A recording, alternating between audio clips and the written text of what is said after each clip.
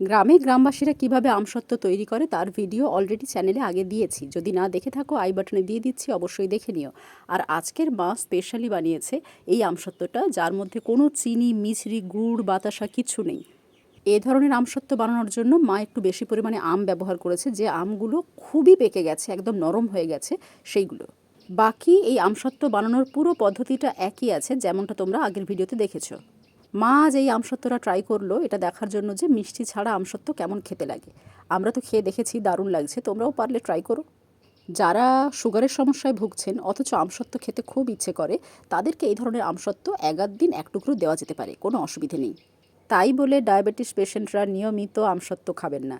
গ্রামে যেহেতু প্রায় প্রতিটি বাড়িতে সবসময় হাতের কাছে অনেক উপকরণের যোগান থাকে না, সেজন্য আমরা চেষ্টা করি বাড়িতে যে কটি উপকরণ আছে সেগুলো দিয়ে খুব সাধারণভাবে নানান রকমের রেসিপি ট্রাই করতে। তোমরাও ট্রাই করে দেখো।